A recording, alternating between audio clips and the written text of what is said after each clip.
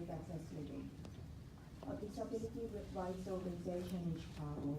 I work to ensure that Chicago public schools, more than 50,000 students with disabilities, their families, and teachers work together to realize the students' federally mandated civil rights to achieve meaningful education outcomes on an equal and inclusive basis. Access Living is one of the 13 special education organizations who requested ISBE to investigate CPS's special education policies and procedures. In response, ISBE conducted a public inquiry into CPS's special education program and found that the district extensively violated the Individuals with Disabilities Education Act by delaying and denying services that students were entitled to. First of all, I appreciate that in the last meeting, the new board reviewed the status of ISBE's reform of CPS's special education program. Since ISBE unanimously approved corrective actions recommended by General Counsel Johns, the advocates, a group of parents, attorneys, teachers, and advocates brought forward issues and made recommendations to ISBE throughout the inquiry and until today. Today, on behalf of the advocates, I'm here to discuss two major concerns regarding the current status of ISBE corrective actions on special education programs in CPS. The first concern is the urgent need of student-specific corrective action. In May 2018, ISBE announced the corrective actions in response to its findings of CPS's IDEA violations. Among those, the student-specific corrective action, which is supposed to provide compensatory education services to students whose services were illegally forfeited, is critical because it aims to remedy the harm the CPS caused to those children. 10 months after, ISBE has not yet offered any compensatory education scheme.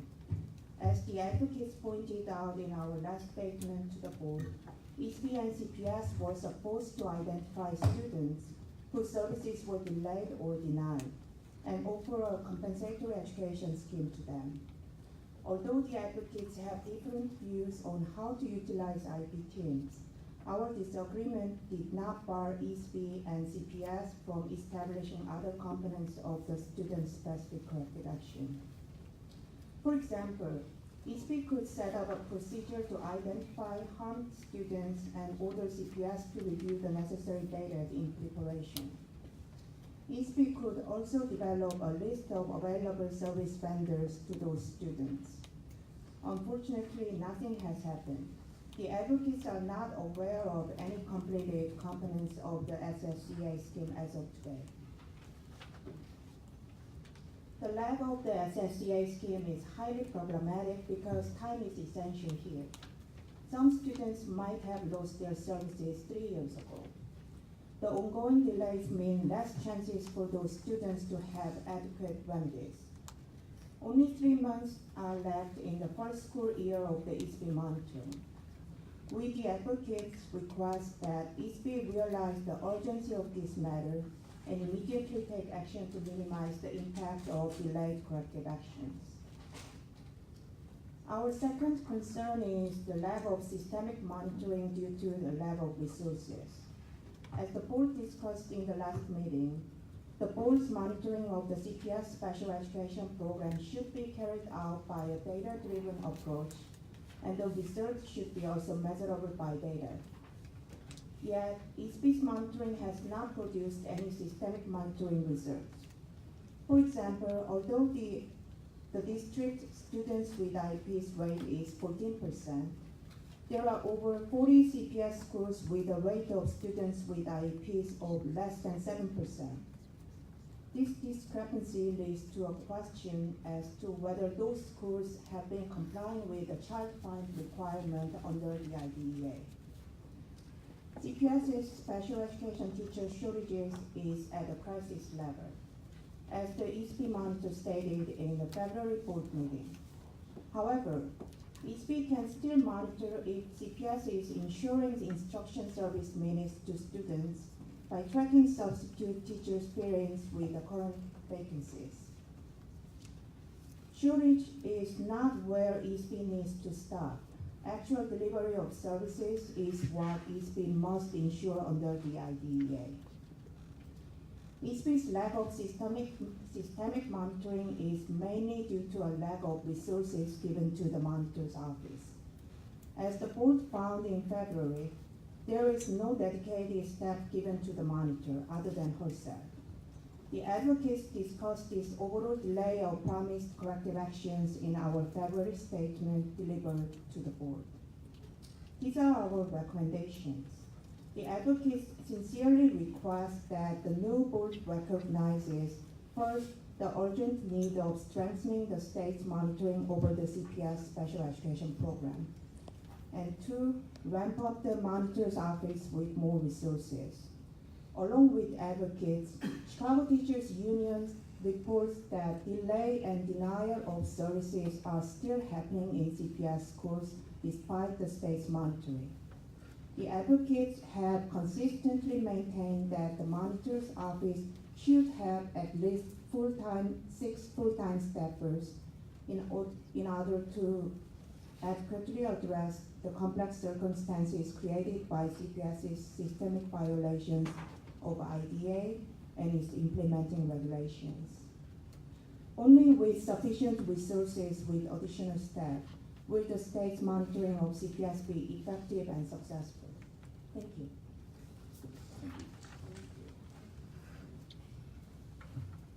Hello, my name is Mary Fahey Hughes. I am the Director of 19th Ward Parents for Special Education and the Special Education Parent Liaison for Raise Your Hand. I'm a member of the advocates group that requested ISBE's intervention regarding CPS's special education practices. I'd like to talk about a few things regarding ISBE's takeover of CPS's special education department. The majority of parents who have children harmed by CPS's systemic delays and denials of service are unaware that ISBE found CPS to have violated their children's rights. The notice that ISBE put out well after its promised date was a 2-page single-spaced document filled with highly technical legalese. This message needs to be rewritten in simple language, translated into multiple languages, and distributed in both paper and email form to every CPS family. For the small number of the mostly white and affluent parents who are aware of their rights under IDEA and aware of ISBE's findings of systemic delays and denials of services, they are desperately awaiting guidance regarding compensatory education. CPS is a district that very rarely provides compensatory services or remuneration at all. IEP teams do not know what kind of options they may have regarding comp ed, and it is being left up to the IEP teams to determine that compensation. ISBE has created a system where very few students who have been denied services will be made whole. While we advocates had a brief few weeks of hope that the damage caused to CPS students with disabilities as a result of CPS's systemic delays and denials of services would be addressed in a promised swift fashion. Aside from the removal of locks and blocks from the IEP computerized system, the subsequent actions by the monitor have entailed just putting out fires. The ISBE monitor needs a full staff to protect students' special education rights. In an area where there are still ongoing denials of service is transportation. CPS is playing a shell game with parents by holding hostage appropriate placement that is beyond 6 miles of a child's home, by often making the parent choose between the appropriate placement in a desired program and transportation. We've been told that this is based on ISBE guidance that students should be educated as close to their home as possible. For the first time, CPS is giving parents a choice in cluster programs, asking parents to rank 3 programs, and at the same time, they ask parents if they would be willing to waive transportation if the program is beyond 6 miles.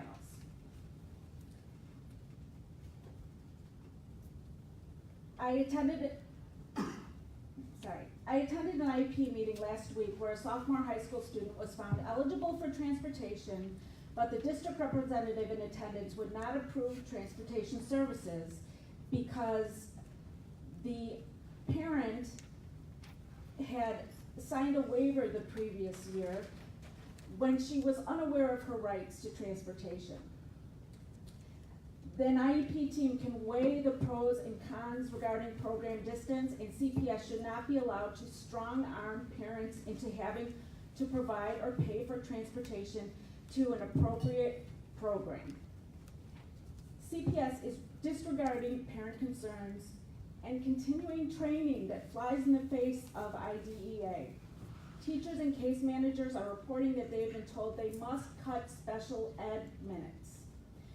And most are afraid to report it for fear of retaliation. That is what is going on in the schools. Thank you. Thank you. Well, we appreciate you guys taking the time to update us, in particular with Dr. Ayala not here.